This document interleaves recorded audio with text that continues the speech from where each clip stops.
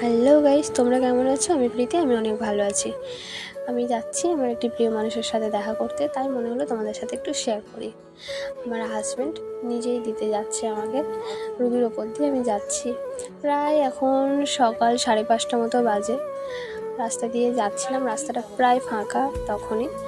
তো আমরা স্টেশন পর্যন্ত পৌঁছে গেছি, টিকিটটাও কেটে নিয়েছি ফাইনালি। তো আমাকে ও নিজে যাবে না, ও কাজে থেকে এসে আমাকে ট্রেনে তুলে দিতে এসেছিলো। তো ট্রেনে তুলে দিয়ে ও রিটার্ন চলে যাচ্ছে বাড়ি। ফাইনালি আমি শিয়ালদা স্টেশনে নেমে যাই, তখন প্রায় 6টা বাজে ঘড়িতে। আমি আবারও শিয়ালদা দিয়ে কৃষ্ণনগর লোকাল ধরে আমি এগিয়ে যাই নৈহাটি। ফাইনালি নৈহাটি জংশনে আমি নেমে গেছি।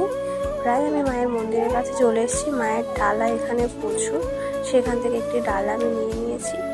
ডালাটার দাম আমার 50 টাকা নিয়েছে। তো মায়ের দর্শন করতে গিয়ে আর একটা মায়ের দর্শন করা হয়ে গেল সকাল সকাল।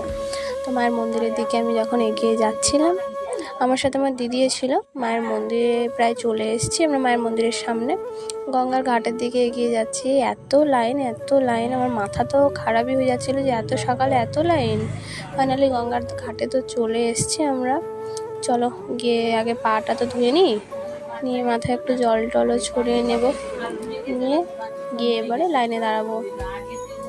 চল দিদি, এবারে দুজনে মিলে চলে যায় লাইনে। দিদি আর আমি সামনের দিকে এগিয়ে যাচ্ছি লাইনের জন্য। ফাইনালি লাইনে তো দাঁড়িয়ে গেছি, দেখা যাক কতক্ষণ লাগে মায়ের কাছে যেতে। এই হচ্ছে সেই মায়ের পুজো ছিল কালী পুজোর সময়, কত মানুষ টন্ডি কেটে কেটে যাচ্ছে মায়ের কাছে, ভক্তি ভরে যাচ্ছে। তো মায়ের গেটের সামনে তো আমরা চলে এসেছি প্রায়। এই যে ফাইনালি ভেতরে ঢুকে গেছি, লাইনে দাঁড়িয়ে আছি। একটা জিনিস জানো তো, মা না ডাকলে না মায়ের কাছে আসা যায় না, এটা আমার নিজের সাথেই ঘটেছে। আমি 3বার আসতে গিয়েও আমার আসা হয়নি। ফাইনালি মায়ের আশীর্বাদে আজকে আমি মায়ের সামনে। মায়ের দর্শনটা করে সকালবেলা মনটা পুরো ফ্রি। পুজো দেওয়া হয়ে গেছে, পুজো দিয়ে বাইরেও চলে এসেছি। বাইরে দিয়ে মন্দিরটা দেখো, জাস্ট ওয়াও লাগছে।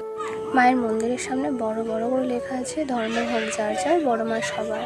তো আমরা সবাই মিলে বলবো জয় বড় মা। বড় মা সবাইকে ভালো রাখুক, সবাই সুস্থ থাকুক, ভালো থাকুক। তো আজ এই পর্যন্ত শেষ করলাম, টাটা।